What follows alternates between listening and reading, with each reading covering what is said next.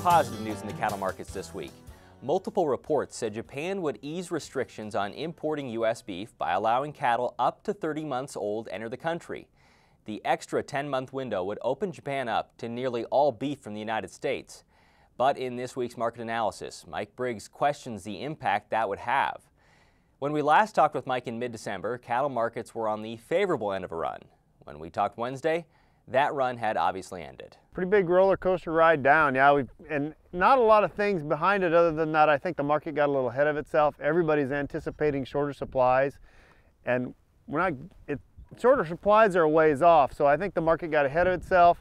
I think the market got a little tired and funds started to bail, and we really put a hurt on it. Just a slow ride down that hill then?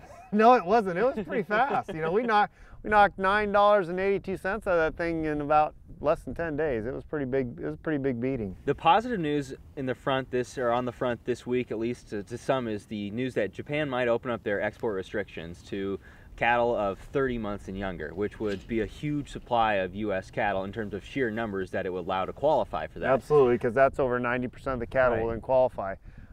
I think we'll have to wait to see what that really does, because there's been times where they only wanted 21 month and under, and there's been more than enough supply of 21 month and under cattle for them that they did not take. So we'll see. Now maybe that'll bring the price of those down, because a lot of those 21 month and under cattle were programmed cattle where premiums had to be paid for them, and these will just be graded right out of the plant. There's no increase or extra cost on those, so maybe at a lower price point, maybe they'll buy it. But you're just not sold it'll do that much good. I'm not really sold it'll do that much good, especially at these price points that we already are at, these elevated price points.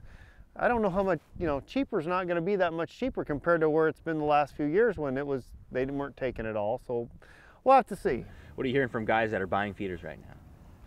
Wow, the feeder market is really tough. Anytime that the market shows just a little whisper that we might go higher, the feeders just take off. Now we've had this big beating in the live market, and you've seen feeders come down, but you've also seen corn go up, so your margin's gotten squeezed yet again, and we haven't seen the feeder adjustment, and I don't know that we're going to, because there's just not enough of them around. We have too much feed bunk. You've seen a packer go closed in the last 2-3 weeks, and that was inevitable, and I'll bet before the year's over, it's probably inevitable there'll be another one, because there's just too much packing capacity, and there's way too much feed yard capacity too. Can you explain, I don't know how this works, but can you explain to me how packers can lose money for this long and still remain open? No, I can't. Okay, that's what I wanted to know. That's all. That answers my question. They do that. They do math different than me. I don't know. Informa sees a lot of corn acres. You do too. They see somewhere just over 99 million acres of corn. Do you think that the corn has hit a bottom? Oh, I think corn has hit a bottom for this year, because the fact of the matter is our stocks are so low. We took a dive down into that crop report, the final crop report, saw where our stocks are. I don't think we're just going to come flying out of here, but I think it just grinds higher, because, folks, we're short corn, and that's not going to change until the combines hit the field next year, and that's a long time away. You think it's tight until October?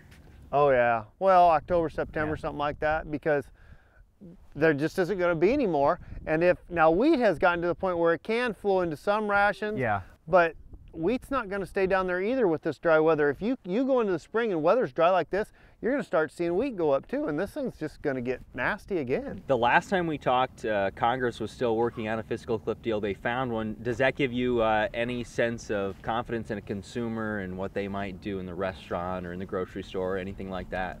I don't know what the consumer's thinking. Unemployment is still really high, but now you've finally seen the housing market go. That's a big engine in our economy. So hopefully some things will improve. I know people feel better, but yet Christmas spending was not that great. And the paychecks are going to be lower because of the tax deals they come across. What's the good news for you at this point? Because it doesn't sound like there's much. If you've got cattle in your feed yard, I think as time goes by, we should be able to make money on the inventory that you have, provided you got your corn locked in. But going forward, I think it's going to be really, really tough. Really tough. You're going to have to do things differently than you've done before, because the supply of feeder cattle is so tight, and there's so much pressure on these big corporate yards that have built all this infrastructure, and it's all hinged on them staying full. They don't stay full, and they get crushed under the weight of that. So it's going to be interesting to see what happens with some of these really big feed yards.